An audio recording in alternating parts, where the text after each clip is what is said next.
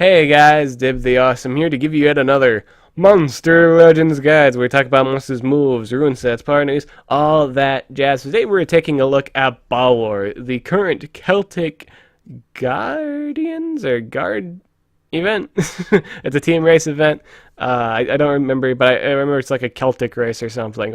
It's Celtic something race. It's Celtic gods, Celtic Guardians.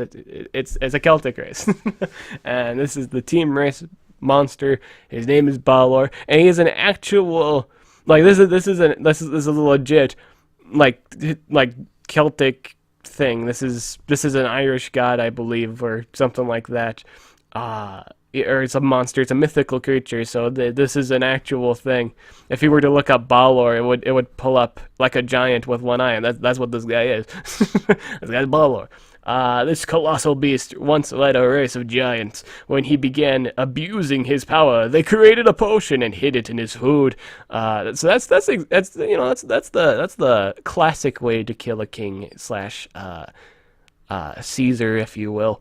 But the potion was so powerful, it caused him to grow a venomous eye. So, does that really count as poison at that point? Does it count as poison? Isn't it just it's like a buff?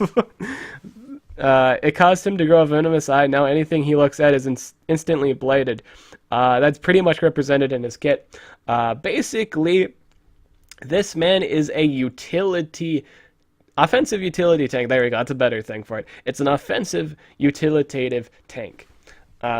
So you might actually occasionally see full speed on this thing, even though the base speed isn't all too good.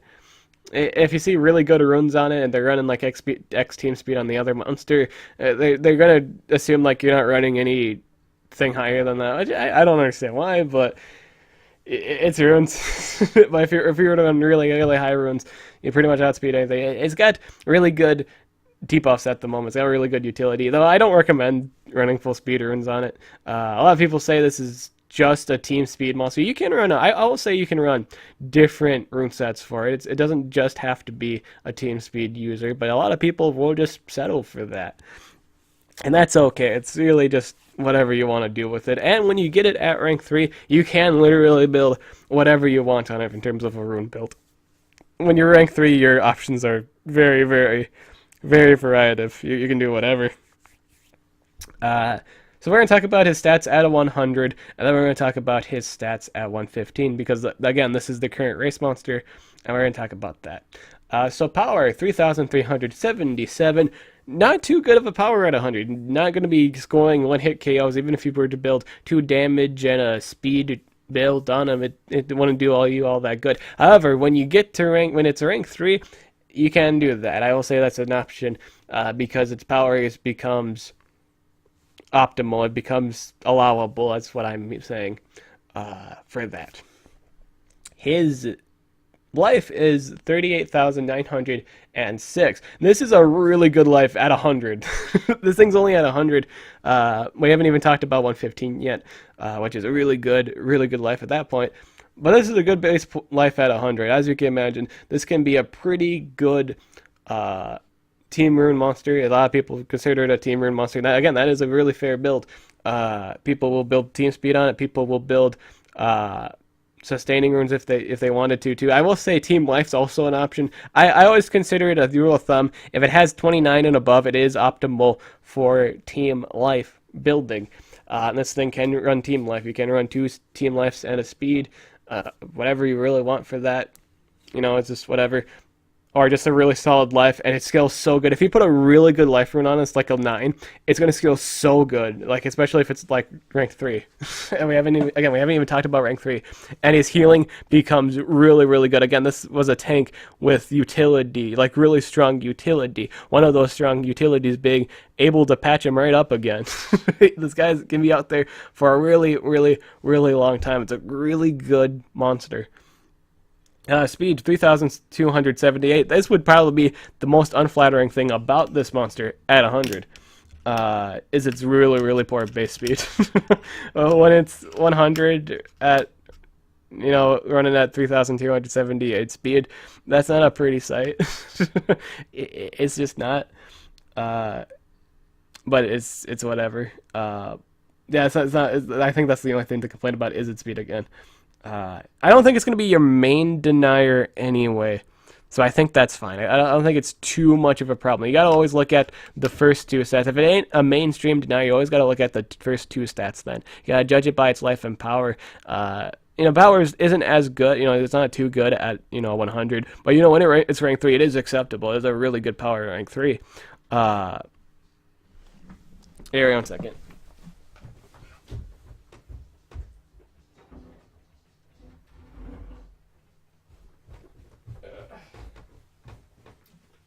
But yeah, when it's rank 3, the power is acceptable. So we talked about his stats at 100. Now we're going to talk about 115, and these are when it gets really good stats. No, not 15, 115. All right, so when it's at 115, its power becomes 3,837. Really, really good power once it's rank 3. It can start doing damage. It can start doing different kinds of builds if you want. If you wanted to run extra guy build of a strength, life, and speed, for the strength for the most part, it's going to take real advantage of the single target skills, the 65 and the 55 poison skills if you run those. It's going to take advantage of the AoE 40 damage life regen skill if you run that. And you'll do a little bit more damage with that DOT the DOT AoE that applies quicksand. You'll do a little bit more. It's not too strong of an AoE. The problem is it's only a 30 damage AoE, not too high of a damage AoE, but at least you'll do a little bit more damage for that DOT. Do a lot more numbers to it. Do a lot more numbers to the enemy team while also totally blinding them. It can be very, very, very good.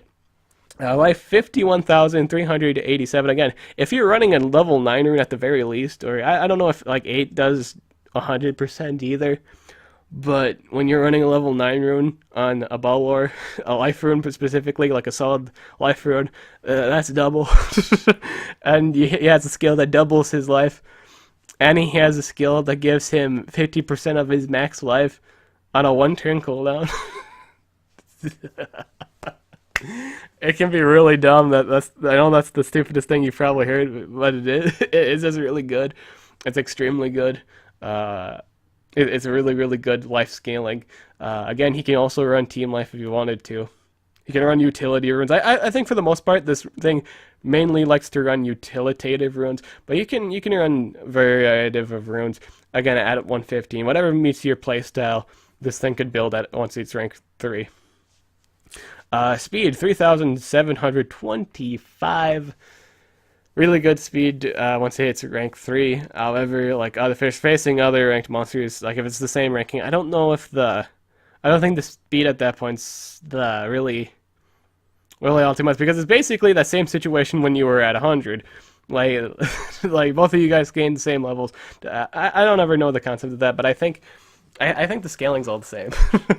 But like you have a higher advantage over things under rank 3 is my point. Usually when you have a higher rank, you usually have better stats over other monsters at a lower level. It's all that jazz. But a really good speed at rank 3. Now, rune builds range from team builds. You can run full team speed, 2 team lives and a speed, or like if you're weird like that, you could always run 2 team lives and a team speed. I don't think anyone does that. They're either gonna do 2 team lives and a speed or full team speed, and I think that's all right. Like those rune builds for like team setup. Other options would be a life, 2 speeds. A lot of people call that the dib build. I don't know if that's flattering or not, but but it's a life and 2 speed. I always like that build. In fact, that's the build I would recommend. Again, his utility is really good, and I think you could take advantage of it with the 2 speeds and the life rune. And yeah, that's pretty much it for builds. In terms of rune builds, now we're going to get to the meat of the conversation, which is the rest of his kit. First up, real quick, we got the Harden Trait. This is a really good defense trait at the moment because of books, because there's rarely nowadays it's anything. There's freezers in every category. It's just a lot of disgusting stuff. Possessors, stunners, things that do weird effects. And to have the Harden Trait is pretty good. It's a really trolly chance to avoid just everything in general. It's a really good trait. Once books started to become a thing, everyone wanted this for monsters, just everything in general, because it's such a good trait. It's a trolly trait. This is how Voltic gets pretty much all of his death kills because he failed to stun him. Zala, this is a bunch of stuff. It's really good. It's just really good. I was gonna say Zala, but she has the even better trait with the 50% chance not to get denied. This is a really good trait. This is really good. You avoid pretty much everything. This can help him avoid double TOTs pretty much, or just avoid TOTs in general, which is helpful. It is just really good. He can hold the sword and the amulet trait. Pop quiz, which one is the more useful one to this man at the moment? Bum bum bum bum bum bum bum bum bum bum bum. Yeah, it's the amulet. The amulet is really good for this man because the amulet has quite a few defensive options you could run. Specifically, if you were to do that, again, if you were to do that 2 speeds in a life build, you could go for a recharge relic that recharges your stamina. Let's say you're fighting a Thedes, they do like the AoE stamina drain on you. The possibility, if you're running really good speed runes on him, you might be able to go over the team speed monster and the attacker, and then you could get your stamina back with that amulet, and then do like an AoE total blind and secure safety on your team. And or you could run the Osir amulet, which is also really good. It's busted, because what it does is increases your power and your speed for a turn on everybody. And for the most part, speed kind of just screws up everything. Screws up the turn order and all that jazz. And when you're having boosted damage, like rune boost, if you leveled up enough, you'll have like a rune boost, like at 6 or a 7 at the very least, I believe. And it's just disgusting. It's just a really good relic. Again, there's a lot of options for this kind of relic. There's stamina regain. There is, stat utilitative stuff. It's just a lot of utilitative stuff in this specific relic. However, swords on the other hand, for this one specifically, he has like 2. He has like 2 options. One is a shield gain on frozen and stun enemies, I believe, and the other is a stamina draining on possessed or stunned targets. Or it could have been frozen, either or, and both of those are gold relics.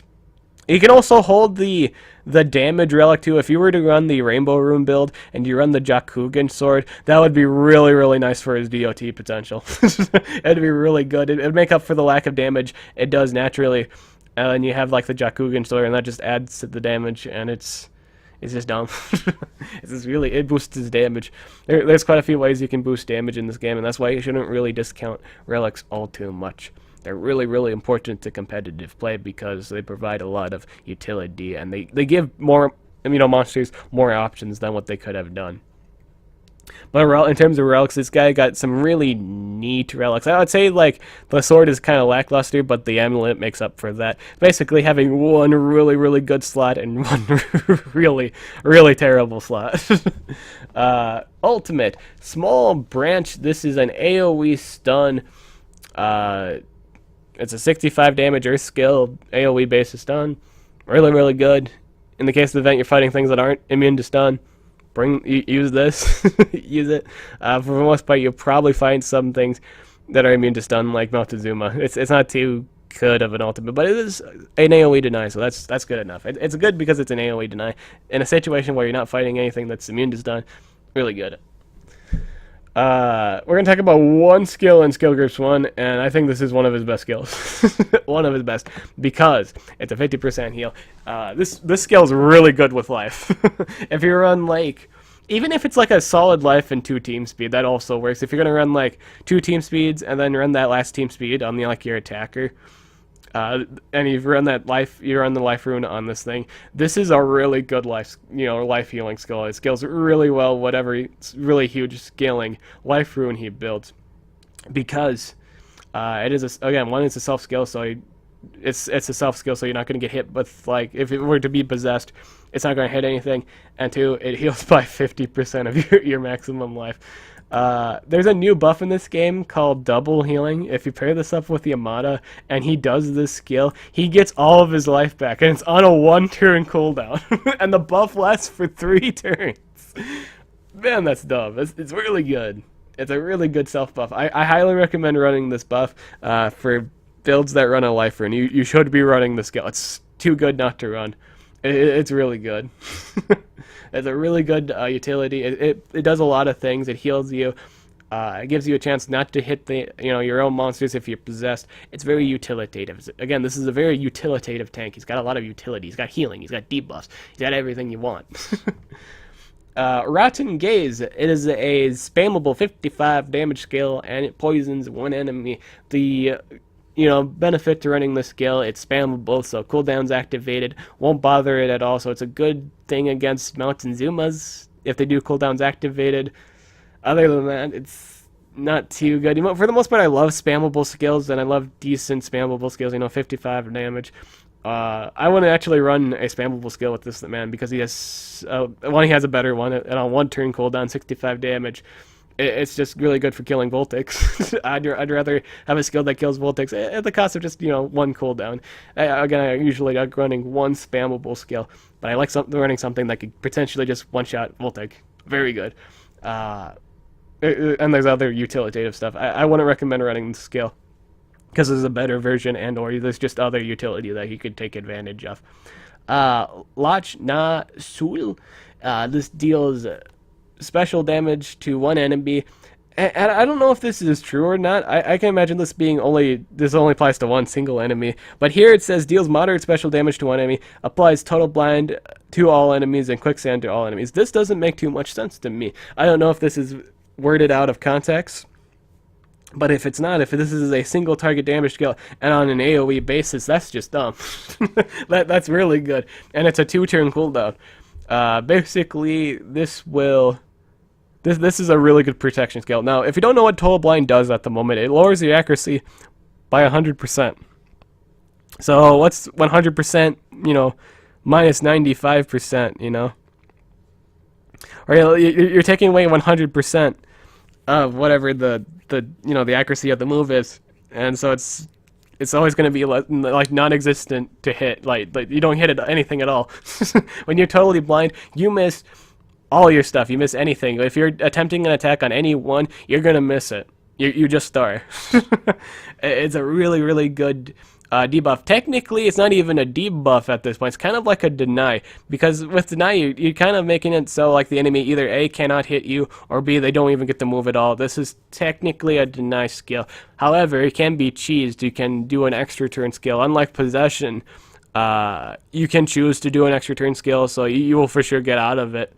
They kind of changed that now with possession, where you don't really get to choose to charge. Sometimes they'll do an attack, or sometimes they'll do the skill you want. It's completely random. But when you're totally blind, you can do whatever, because it's not a possession skill. It's a total blind. It's just blind. So Barbatos and Razul are highly recommended to bring to these kind of fight situations, because they can sneak out of it. They're not bothered by total blind, because they have extra turn skills that can get them out of it. I highly recommend running the skill, especially if it does what it says it does. It applies to all enemies on the field. If this is an AoE effect on a single damage AoE effect, you should be running the skill. It's too good not to. Nether Demon deals moderate earth damage to all enemies, applies regen to itself, requires a cooldown of 3 turns, 40 damage, 24 stamina. I don't know. It is, for the most part with tanks, it would be normal for me to say you should run this because it could take advantage of it. It can combo with the King of Formians. You could get more life passively. It'd also work good with 7 cloaks. The problem, I think the problem with that, running this skill, really for the most part, a lot of monsters nowadays just remove positive effects. There's a lot of monsters now that just remove positive effects. I think a really good player would probably bring something to remove positive effects. It's by no means a bad skill. Just be prepared for that if someone brings like a Baba Yaga against you. Like Baba Yaga is a really popular monster. So everyone has it at rank 2 or 3. I've seen some with 3, and it's really popular. And that's kind of why I don't think Oros, I think Oros died a long time ago because Baba Yaga came out, and she removes positive effects. Yeah. But this is if the enemy allows this. If the enemy allows this man to actually have this toy, he'll regain all of his life. It's going to be dumb. It's a good regen skill. It's a really good way to keep him alive if the enemy allows it. If the enemy allows him to have this buff, it's really good. If not, it doesn't do you any good. Because if they remove it, like if you have regen is nice, but if the enemy removes it, there was no point in having the skill. Because you could have had like another DOT or something like that. Instant healing nowadays is just better because it's instant healing, and you seem to need the healing at that moment, at that time. So that's why I recommend the 7 Cloaks heal. I suppose this is good. I don't really want to say on team speed build because he's not really going to take too much on it. If you're running life runes, I will say you have the option. If you're running life or team life, you have the option to run it. But personally, for the most part, I do take regen skills. They're nice. But I don't think this one needs it because again you have the 1 turn 50% heal. It's just there. It's instant. You're fully healed at that moment, or like you're half healed. You know, it's not necessarily a full heal, but you get my point. Poisonous Sight. This is a 1 turn cooldown, 65 damage skill, 25 stamina on a 1 turn cooldown. This is the upgraded version of Rotten Gaze. Run this over Rotten Gaze. If you're debating which one to run, Rotten Gaze or Poisonous Sight, I really would just pick Poisonous Sight because it's a good Voltic remover. Baba Yaga, even though Baba Yaga, this is a weird example, even though Baba Yaga is an attacker at rank 2, it almost just about kills a Voltic. As crazy as that sounds, it does a lot of damage. You know, 65 Earth-based damage skills do quite a bit of number on Voltics, even if they're not even running damage. So I would recommend this. Even if you're not running any damage, I'd recommend this over Rotten Gaze because it's a good burst skill against Voltics specifically, or just spongy thunder damage dealers in general, but mostly just Voltics because it's a good skill. Run it. Run it if you want to get rid of Voltics, and you were debating if you're running it over Rotten Gaze. Again, think about it. It's just good. It's good for that situation. Balor of the Evil Eye. This is the skill everyone loves about this monster. If there's one thing everyone loves about this monster, it's this skill. Because it's an AoE, 30 damage. The damage isn't too appealing, but the effect is what everyone grabs at. It's a total blind AoE with quicksand built into it. So basically, well, it's the same thing as this last skill. I didn't really go into in depth about it. I was more so just kind of talking about the possibility whether or not this was an AoE effect or not. This one's the AoE effect, so we'll go more in depth of why this is really, really good. One, you're not gonna hit anything to begin with. You're already like totally blind. So when you're totally blind, you're gonna miss period, unless you're like Razul or Barbatos or an extra turn monster that can get out of this. You're gonna get DOT. You're gonna miss that attack, and then you're gonna miss. You're going to miss 15% of that turn. And then the next turn, you're going to take another 15%. Because this DOT lasts for 4 turns. And the DOT just stacks over. You can tell the difference of how severe the damage is at that point because it's a really good DOT. So, in the span of 2 turns, you've lost 30% of your life. This thing really doesn't have to do anything major to you to win. Like, it can be really tanky and just DOT you to death. That's kind of this man's playstyle. He really just DOTs you, sits there, and kind of just watches you die. If that situation arises, he will do that. He will sit there and watch you die. That's really what he wants you to do. He doesn't really do anything to you. He just wants to see you like slowly die. It's kind of sadistic, but you know, that's what this man's playstyle is. He wants to see you burn. He wants to see you drown in quicksand. He wants to see you die from poison.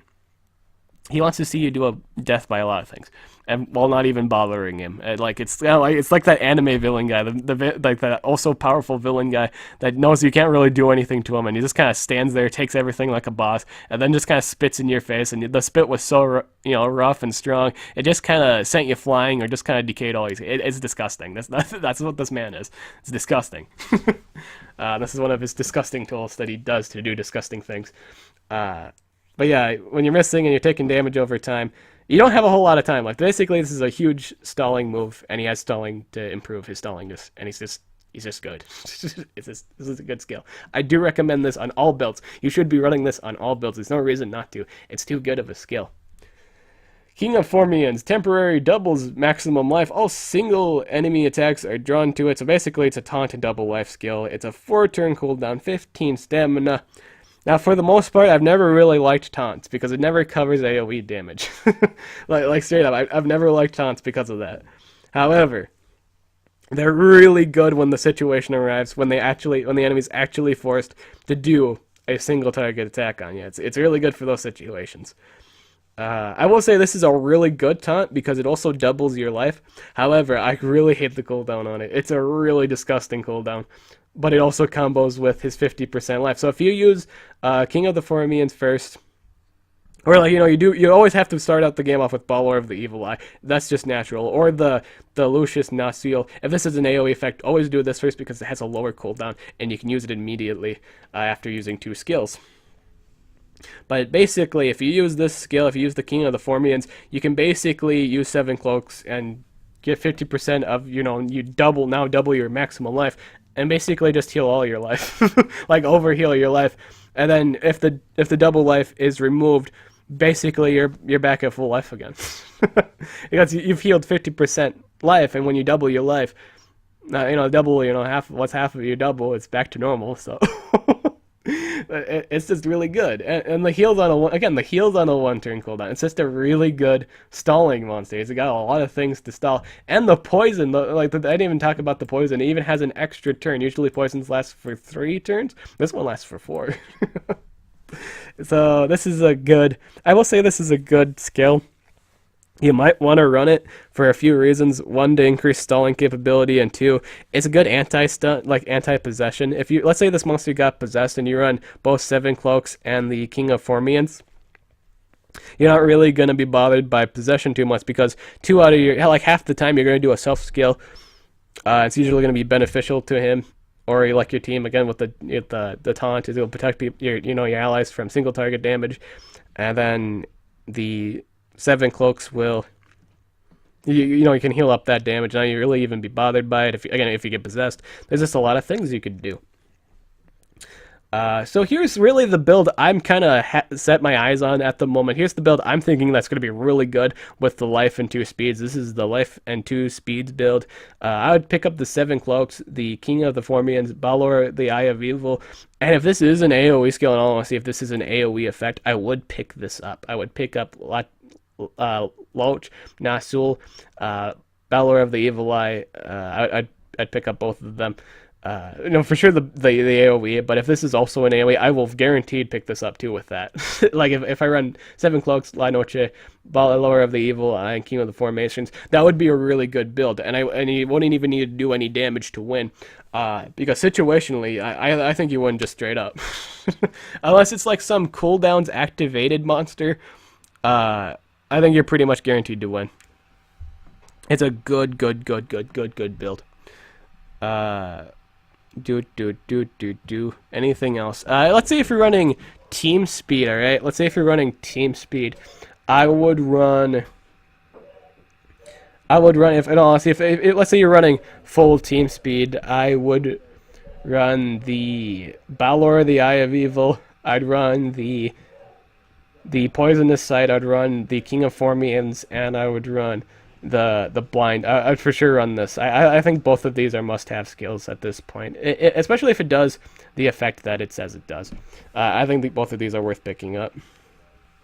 If you take the 50% heal with the full team speed, you're not going to get too much out of it. So that's why I recommend the taunt. Really, with this build, you're just taking advantage of his just overall offensive utility, I'd say. If you want to go for a really tanky build, pick up Nether Demon, 7 Cloaks, King of the Formians, and then the AoE. This has huge sustainability capabilities. You have a really good odds of sustaining any damage. With this build, I'd recommend Team Life, 2 Team Lives, and a Speed, just for, overall, keeping your allies alive. In all honesty, if you want to take if you want to take advantage of Taunt ever, in the case of the event, because again, this isn't covered by AoE damage. If you're on Team Life, you're basically covering for a round of DOT, or no, not DOT, a AoE. From the enemy attacker. That's basically what Team Life is. It basically gives you enough life to take that, to stomach that. So that's really good. I think that's a good stomach option. The 2 Team Lives and a Speed if you're going for a really tanky build.